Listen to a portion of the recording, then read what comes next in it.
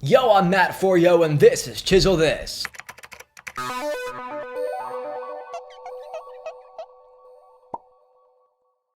The moment you've all been waiting for.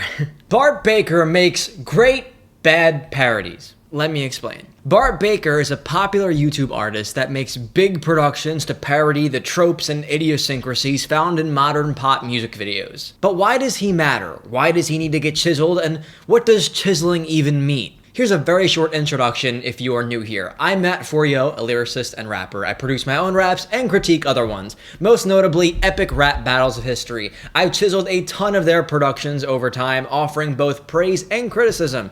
This led to me eventually working with them and earning a credit for writing and concept design in 2 of their own rap battles. But now it's time for new content to chisel. Content that I think has so much potential, but misses a huge part of the puzzle. That's Bart Baker's parody series. Let's start with what's good.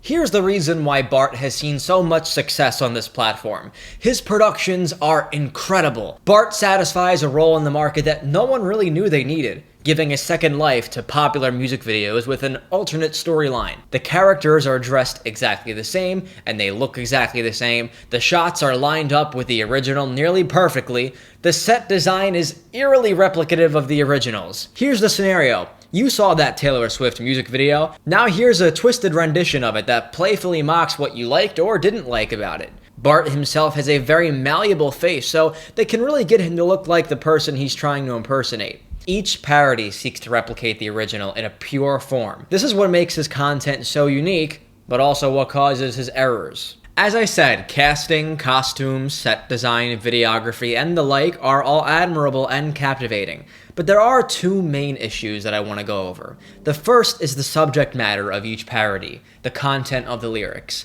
And the second, being the impetus behind my entire critique, is the integration of lyrics into the flow of the rap, and the way he pronounces words. Let's start with the first, the subject matter. Bart's videos are parodies in their essence, alternate takes on the original source content. Let's go over a quick lesson in what defines a fair use parody, to make sure that he's by the book performing parody correctly. First, the purpose of the content must be considered. Is it meant to deceive the viewer and pose as if it were the original? No, so that's good. What is the nature of how the original is manipulated in the parody? Well, there's inspiration, recreation, and impersonation, but the elements in Bart's video are made from scratch and not stolen directly from the original, so that's also good. Next is the portionality. How much of the original is contained within the recreation? Well, objectively speaking, none of it. There's no clips of the original in it at all. It's entirely built by Bart's team. We're good there. And last is the impact on the market value of the original. His parodies certainly don't replace the original music videos. I'd wager to say that Bart's videos draw even more attention to the originals. So he's clear on fair use. He's allowed to do all of this. But instead of the legal purpose, what is his purpose? We can look to the subject matter tackled by each parody for an answer. Many are predicated on calling out the originals. Well, that video doesn't make sense. Something looks funny or awkward. There's a social matter that needs calling out. All topics relevant to the original video. Sometimes that's clever and funny, like when Bart dons a triple chin to call out Meghan Trainor on skinny shaming or whatever his prerogative is. This catchy tune's message should have been we're equal, but it shames them women, men. Others are more mundane and call into question the qualitative value of each parody. Here's a very brief example. Jake Paul, why am I talking about this? Made It's Everyday, Bro. I didn't make a video on this because it's blatantly not a real rap. I didn't find any intrinsic value in criticizing it because they're not rappers. They're pop stars that are just trying to get attention. There is no constructive process for the creator or the audience to resonate with. Any criticism of Jake Paul and Team 10 can be completely flushed away with a simple, "We were just kidding." Chiseling It's Everyday, Bro would be like picking a fight with a toddler. But does the same argument apply to Bart Baker, someone who makes music videos as a career? My short answer is no. There's much for both him and you to learn and grow with, as I explain in this episode. But Bart did make a parody of Jake's song, mocking its childish braggadocio, as he probably should have. Now, there are two infamous lines in the original that deserve poking fun at. The first is, "It's every day, bro, with the Disney Channel flow." And, "England is my city, and if it weren't for..." Obviously, England's not a city. Let's see how Bart Baker, the YouTube parody king with almost 10 million subscribers, parodied these two lines. "I'm Logan's kid, bro, with the Disney Channel flow." And, "England is my city, yes, I really am that dumb. I think England is a city." okay, anticlimactic, yes. We have to ask ourselves, where is the threshold between intentionally making a character dumb and writing intrinsically dumb, lazy content? Which can we attribute to Bart's parody of Jake Paul? An argument can be made for either, but it's a serious question to ask about all of his parodies, really. In this first example, he kept the original line, but changed just the beginning into a fact. "I'm Logan's kid, bro, with the Disney Channel flow." Not a joke, but a fact. Yes, Jake is Logan's kid brother, so that's a thing. We slip into this habit of making the lyrics what we want to say instead of gaining motivation from what we want to say and packaging it into something that we can call lyricism. This happens a lot, not with just Bart Baker, so please take this as a lesson. Keep what you want to say and what you should say separate. Take influence from both, make a happy medium between the two, but always make sure that you're not just saying what your argument is, that you're not just saying the thing that you want to say. You want to elaborate and make it flourish into a rap song, into something poetic. Otherwise, it's just a research paper. In the second example, he kept the first line, "England is my city, followed it with self-mockery, yes, I really am that dumb." and as if it didn't sound like enough of a joke, he explains the joke. "I think England is a city." England is my city. Yes, I really am that dumb. I think England is a city. Awkward pause. New subject. So that just sounds like me explaining what was dumb about the original, but not parodying the original. It's just being recreated and made fun of, but not in a creative format. This is just a small example that says a lot about where the writers' heads are. They aren't looking to reimagine a music video by repurposing key parts of the original. They're just making self-aware versions of popular music videos. And I think many of his videos deserve that title more than they deserve the title parody. Take, for instance, Feeling Myself by Beyonce and Nicki Minaj, the self-aware version. This video looks like a bunch of bad home movies. Living a kitty pulling the scene, but no one knows that cause no one has seen this video. No one's gonna pay $20 for a video. Okay. We've got bad news. Tidal is bankrupt. Kiss it bye-bye. How can that be? I pushed it so hard. I'm sorry, Jay-Z, nice try. I'm sorry, Jay-Z, nice try. Now let me concede here. I actually think that this idea for the music video is better than most of the other self-aware ones, just because there is a valid social criticism to demonstrate. Tidal is drastically different from YouTube and Spotify. I think that the arguments that he made in this song were valid, but let's talk about the lyrics of the subject matter. The lines that I just showed you particularly are just descriptions of what's happening in the original. It's not creative commentary. Examples of this are in tons of his parodies. Yo, it's Tessa Brooks. Blah, blah, blah, I'm Tessa Brooks. I rap about Panera. Blah, blah, blah, I'm Tessa Brooks. I'm dry humping bamboo in the jungle. I'm dumb, da da dumb, dumb, dumb, Turntable with fruit, a pink speaker and skull. This video is things that don't make any sense. Obviously, what is seen in the original is exacerbated by Bart Baker's parody, either by making silly faces or awkward movements, but if we take away all of that fluff on top of it, at its core, it's just an explanation of what's happened. At least it stands alone as content that portrays famous people in this over-stylized, self-aware manner. And if that's his prerogative, go for it.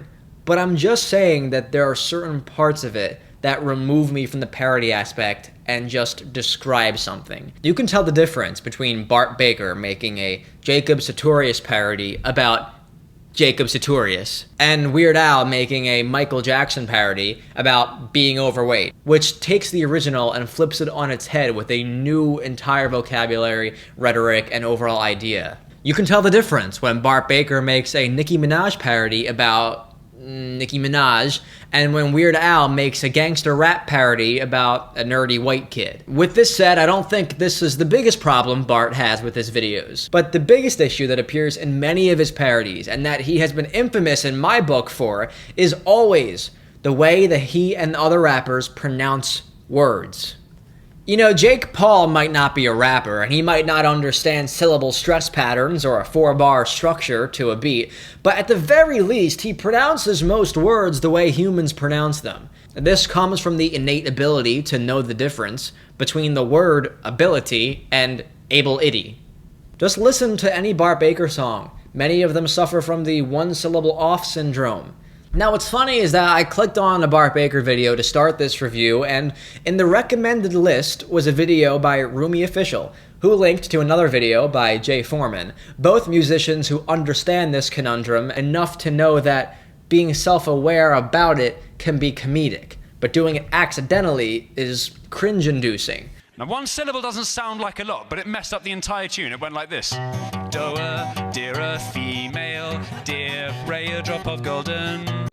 I know that dress is gone, my perfume could you got me thinking about when you were. Now that you know what it is, I want to tell you why it happens and how to fix it. One way it happens is by writing the lyrics separately from the song. The words have to be integrated with the rhythm. They can't just rest on top of it. That's why my teens are ignorant and racist garbage. Asian fix your weird eye. Mexicans are dirty and wild. The writer may have an idea to mention how Iggy Azalea parodied the movie Clueless in the Fancy music video parody, so they use that as their line. As I said earlier, they use the thing they want to say as the thing they say. But forget that, where do they want to fit it? Let's say logically it makes the most sense to appear when Iggy describes how to get rap famous. True. If you wanna get rap famous, act dirty south and say hand like this. So it winds up replacing the line from the original, cup of ace, cup of goose, cup of Chris. Cup of ace, cup of goose, cup of Chris. I heal something worth a half a ticket on my wrist. Now there are terms used to describe natural English cadence, and one of them is called anapest meter, which consists of 2 unstressed syllables followed by a stressed one. This is not some arbitrary rule. The rule just so happens to apply to the way Iggy felt compelled to pronounce this instance of repetition. Cup of stress, cup of stress, cup of stress. Now Bart Baker's problem isn't that he doesn't follow this rule. The problem is that he does. Parody, a movie like Clueless. Hand there, shake your abnormally large for whack your head. Parody, a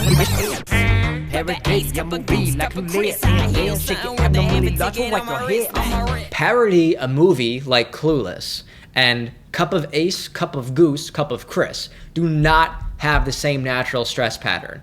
In fact, it's nearly opposite. So he keeps the line as written and changes his pronunciation of regular words. Parody, a movie like Clueless. Oh my. There is a difference between intelligently incorporating stupidity or quirkiness into a character, but it's another when the product actually suffers from it accidentally. For how self-aware Bart's parodies are, they seem to all not be aware of this incorrect syllable pronunciation. I picked this example in particular because it's a short instance where he pronounces 3 words entirely wrong just for the sake of mimicking the flow of the original. These parodies reach peak discomfort when the story hijacks the song. Many of his videos devolve into what I call conversation rap, where people go back and forth half rapping and half talking, and it often suffers the same one-syllable off issue. Jizzy, what do? You hate us so much, You're my rivals. but no one wants your shitty service. Don't you dare insult title. We're both free. You only have a month free trial. You're overpriced. Plus, who the hell wants uncompressed files? Due to the natural difference in tempo between rap and speech, it can get a bit awkward. Many of the characters have to rely on unnaturally extended facial emotions to compensate for awkward pauses or syllable stretching due to the rigid robotic meter that they feel forced to stick to. There's an ocean. Can you drive on it? You must be joking. This is why they tell kids to go to college. It's very discomforting and jarring to hear. For example, the. Okay, sharks, let's take out the trash. Nothing is glamorous about the word the. It is the least worthy word to ever stress in a normal sentence, although it is necessary to a coherent sentence. That's why people wind up stressing them incorrectly, because they're essential to get from point A to point B in a sentence, so you keep them there but wind up integrating them incorrectly into the stressing pattern. The can be pronounced as wide as the or as short as duh, but it should not be emphasized in a regular line. Only emphasize the as much as you do in everyday language, as in, I want the biggest sandwich ever. The president is coming to town. In these cases, stressing the is to emphasize singularity, that there's one thing, that it's so important. The president, the biggest sandwich. But when it's just a staple of the sentence, like you just heard, Okay, sharks, let's take out the trash. it's ugly to stress. They found on the street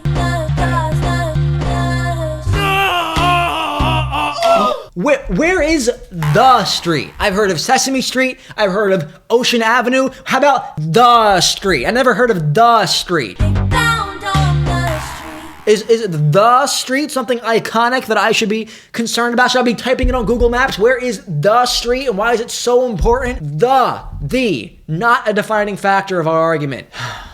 But what if I told you you can keep the phrasing and still fit it in the meter? If you like your line, you can keep your line. That's right. If we just shift the line forward by 2 beats, we can stress the right syllables at the right time on beat without changing most of the wording. Here's how you do it. Parody, a movie like Clueless. Hand there, shake your abnormally large for whack your head.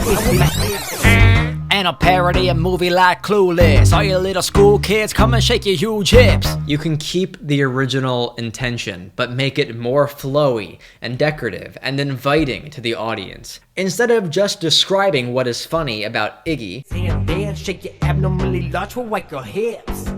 you wrap it in this nifty package. You can take that idea outside the box and incorporate it into something that does more than just explain what you've pointed out about her. So you little school kids, come and shake your huge hips. The clarity of the line that I've replaced it with allows for a better punchline and makes it easier to sing along to. Not only does my change allow for proper pronunciation, but the double stress rhyme, clueless, allows for more perfect rhyme scheming. Clueless, school kids, huge hips are all pronounced in spondee, double stressed. Now where it gets technical is the ability to notice the necessity to double stress and to shift it over a beat or two if you need to, and then picking out relevant rhymes that satisfy the precedent you've set.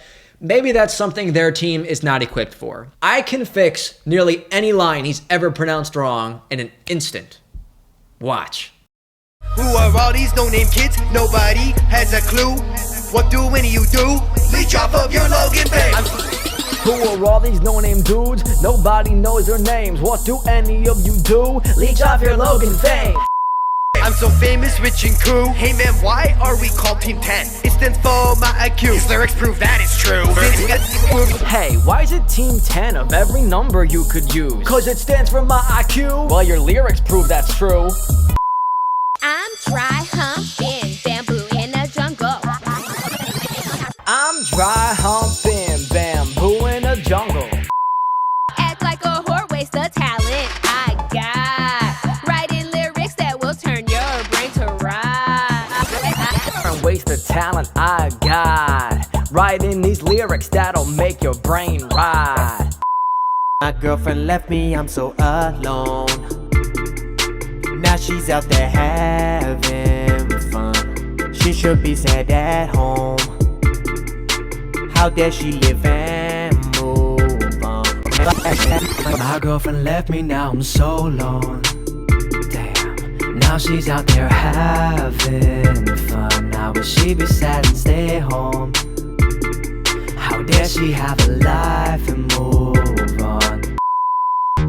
First things first, I'm a white chick. Wait, what? The whole world was confused when they learned this. She's not black. And I sound just like Nicki Minaj if she swallowed down testosterone pills mixed with hot sauce. True. If you wanna get rap famous, act dirty south and say hand like this. Parody, a movie like Clueless. Hand there, shake your abnormally large for white girl hips. You a fake Nicki Hurt, got him style back. You look like when Stefani had sex with Riff Rap. First things first, I'm a white chick. Wait, what? The whole world was confused when they learned this. She's not black. And I sound like Nicki Minaj if she swallowed down testosterone pills mixed with hot sauce. True. If you wanna get rap famous, act dirty south and say hair like this, then you parody a movie like Clueless. All you little school kids, come and shake your huge hips. You a fake if Nicki Minaj or style back. You look like Gwen Stefani had sex with Riff Raff. Time for an exercise. Let's try making Chisel This, the self-aware version, in the style of Bart Baker, and then fix it. I'm a nerd boy on a green screen. Nobody wants to come see me. I should have got a bigger budget, but my only friend's this finger puppet. I'm a nerd boy on a green screen. Nobody wants to come see me. I should have gotten a bigger budget, but my only friend is this finger puppet. My singing's rough, so I'm quick to judge it. I make listeners cry like they slit an onion. I bet you wonder when this curmudgeon will kick the bucket, but guess what? He doesn't. Instead of treating alternating syllables like an on and off stressing switch, we can ride the flow and place emphasis where it belongs. Then you can get more free range with how you flow, but still put stressed syllables in proper places. The reason that they can't or won't do this is because it doesn't mimic the exact flow of the original. But plenty of other parodies take the liberty of shifting the sandcastle in the sandbox to make a better piece overall, so I don't understand why they can't. Hey, if you want some extra help, shoot me an email. Epic Rap Battles of History did it, so should Bart Baker. I'm here for you, man. It's amazing how much better quality the parodies would be if only they were more pleasing to listen to and rap along with. So much of the phrasing is awkward and abnormal to the point of, dare I say, cringing. But there are small glimmers of hope I see in certain lines of the parodies that send a wave of actual quality through my soul. Making your single all about that bass is a hit. It's platinum. It's time to lose some weight for your next pop anthem. But I'm about that bass, and that means I'm curvy. That's what everyone likes about this song. Oh my gosh, who gets that steak? That's right, bitch! He has his cake, and he loves juicy butt steak. Anaconda, eat that fake steak. My hair was long, I had clothes on, but now I get nude and cry. Since the VMAs, all the people say I am a total skank. Dating Satan woes. It's time for you to be tortured. Then you'll be sacrificed. Who are you? Pope Francis. And by the power of Christ, I cast you out, unclean spirit. Leave her forevermore. I command you to be gone in the name of the Lord. Now here's the big question. Does any of this matter? At the end of the day, we must ask if criticizing Bart Baker is worth it when it's not worth it for Jake Paul. In my opinion, it matters a lot. Bart has an incredible production team. You could convince me that the same people who made the originals also made the parodies. And he's great as an animated actor. But the syllable pronunciation absolutely ruins it for me. I'm sure I'm not alone either. It's such a simple error with a simple fix. But it doesn't seem to be a huge concern for his staff, nor his nearly 10 million subscribers. We have the capacity to entertain and inspire and nurture a culture of creativity. That's what I strive to do on my channel. Bart does it too, but after 130 parodies and still suffering the same cringe-inducing error, it's not on purpose. I feel a duty to speak up and say, hey, don't put that here. Put it 2 inches to the right.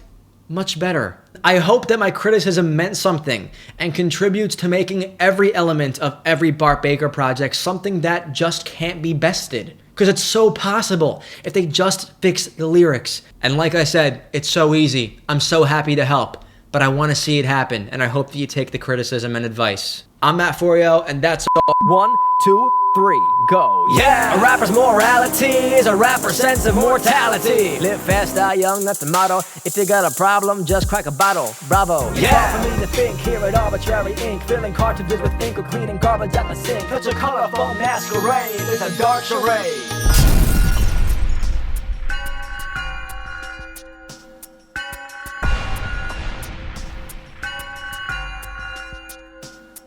I can make you feel good or inspire you to dream. One of these influences can make a man succeed, but the other turns a man to a